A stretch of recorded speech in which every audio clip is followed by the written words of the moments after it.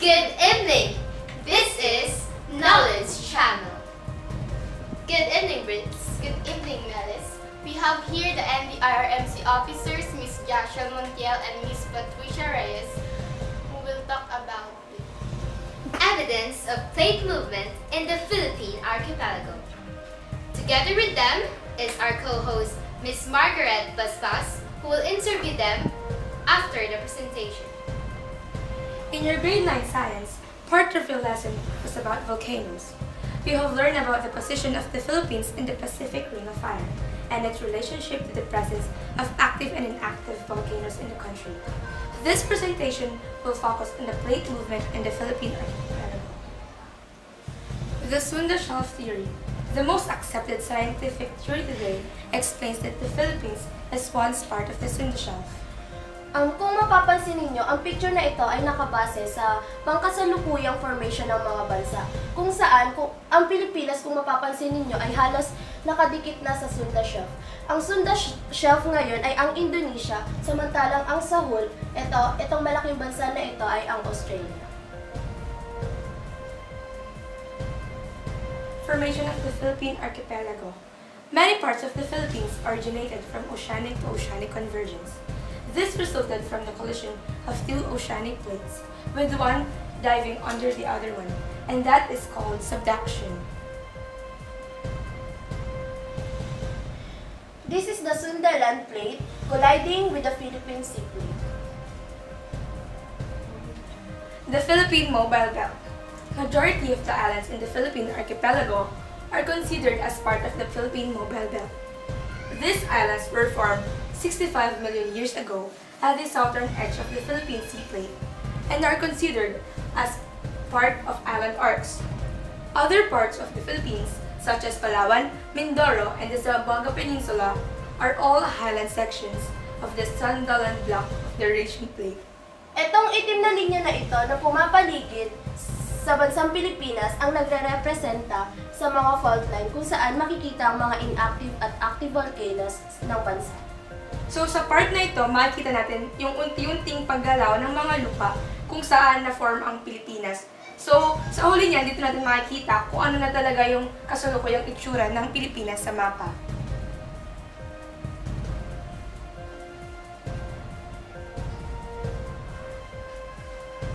So ito siya, unti-unti na siyang nabubuo.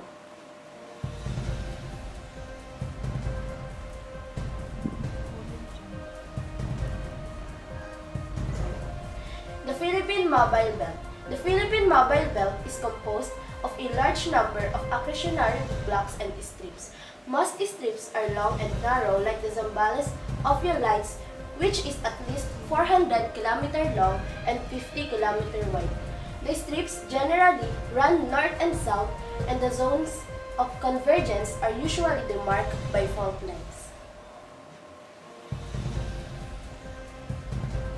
Formation of the Philippine archipelago. Aside from the formation of trenches and troughs, the downward movement of oceanic lithospheres underneath the Philippine archipelago creates active volcano chains. For example, the descent of the West Philippine Sea oceanic lithosphere along the Manila Trench created a volcano chain from Taiwan to Mindoro.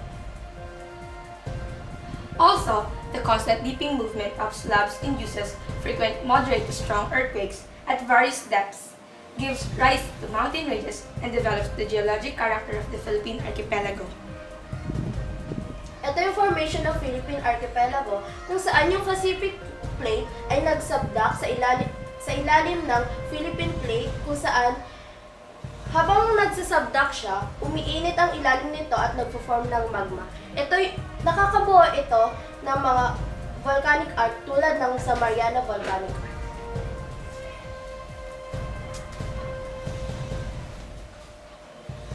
Plate movements. In the northern region of the Philippine Sea Plate, part of the Eurasian Plate is being subducted beneath the Philippine Sea Plate. This is surprising because the Eurasian Plate is mostly continental crust, which is typically more buoyant than oceanic crust. However, the subduction is enabled by the South China Seafloor at the southern edge of the Eurasian Plate, being more dense and moving at a faster rate than the Philippine Sea Plate.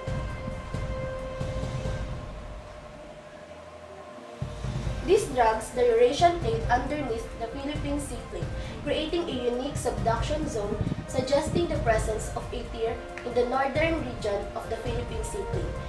The variations in stress along the boundary may be linked to the growth of this tear. However, to the east of this, around northern Taiwan, the Philippine Sea plate is subducting beneath the Eurasian plate, making this region considerably the most active collisional origin in the world for ocean-to-continent interactions. Large earthquakes have occurred along the Nankai Trench in 1944 and 1946 as well as several others due to the subduction of the Philippine Sea plate along its boundaries. Philippine Archipelago Faults. Along the western side of the Philippine Sea plate lies the Philippine Fault, a megafault caused by the oblique convergence between the Philippine Sea plate and the Sunda plate, part of the larger Eurasian plate.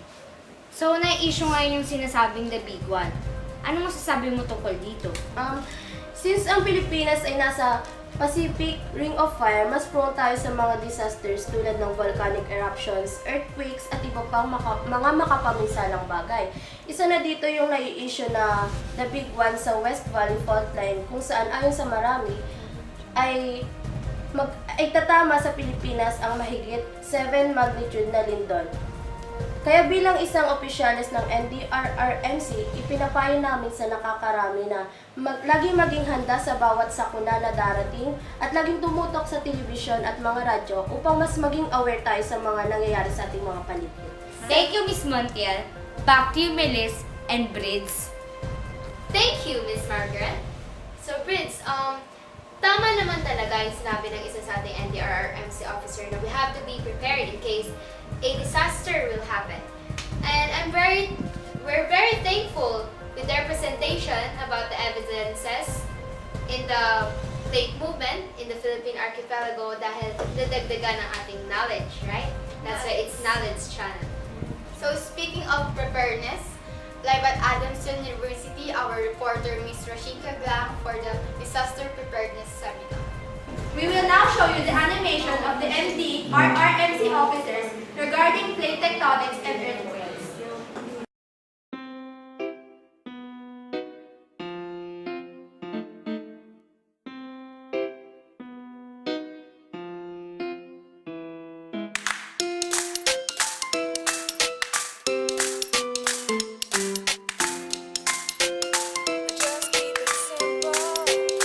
Let's keep it simple. Simple, simple. Just keep it simple. Simple, simple. The way things used to be. Simple, simple. Let's keep it simple. Simple, simple. Let's keep it simple. Let's keep it simple. Simple, simple.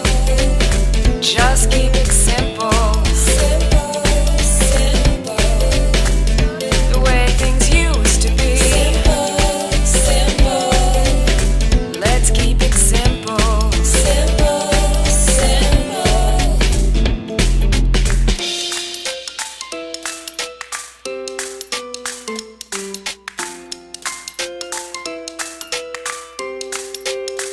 Let's keep it simple.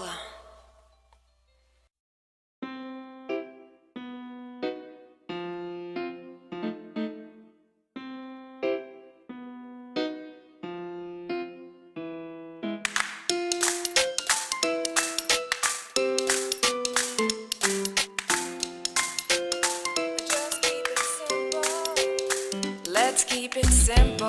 Simple, simple. Now live at Adamson University,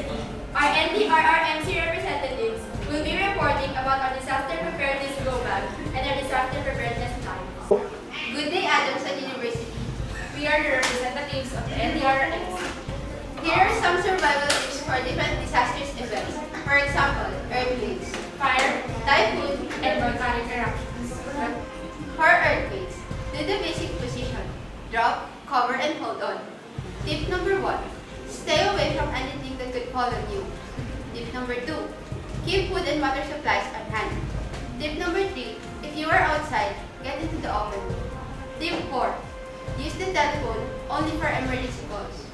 Tip number 5. Check for injuries to yourself and those around you. Give first aid where you can. For typhoon, tip number 1, store an adequate supply of food and clean water. Tip number 2, keep flashlights, candles, and battery-powered radios within easy reach. Examine your house and repair its unstable parts. Tip number 3, always keep yourself updated with the latest weather report. Tip number 4. Do not wade through floodwaters to avoid being electrocuted and contracting diseases. For volcanic eruption, stay away from active volcanoes. Tip number 2, if a volcano erupts in your area, evacuate immediately. Tip number 3, before you leave the house, change into long sleeve shirts and long pants and use goggles or eyeglasses, not contacts. Wear an emergency mask or hold a damp cloth over your face. Tip number 4, sweep the ash on your roof and wear protection during cleanups.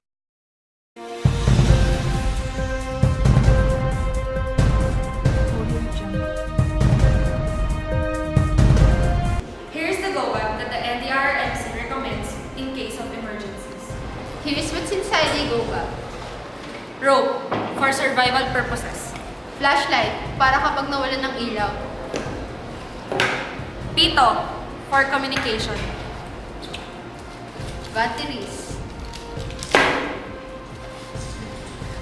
Swiss knife. Okay na kapila. Matchsticks, for light. Next, for basic needs, water, Canned goods and other ready-to-eat foods.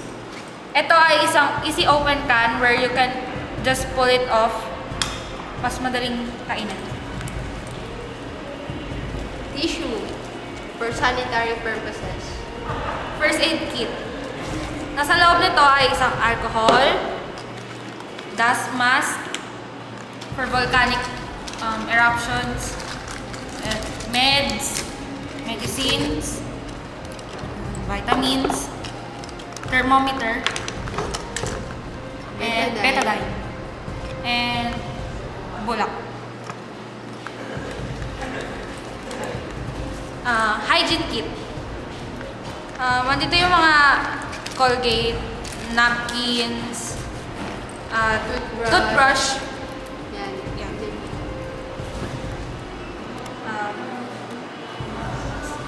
Mask, for sanitary din, and garbage plastics. Madaming plastic. Meron tayo ditong documents na dapat mong ilagay sa mga plastic para hindi siya kagad mabasa. Pinakahuli, mga damit. Mga basic needs. Shorts, t-shirts, at saka towel. Thank you, Adamson, for inviting us. At sana may natutunan kayo sa seminar nito. At kung sa hinaharap ay mangyari man ang mga disaster na yun, sana may apply na ito at salamat. Thank you.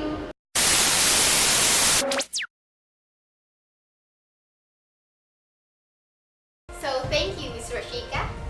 We hope that this episode increased your knowledge about the disasters that may happen in our lives. Stay safe, be prepared, and take care.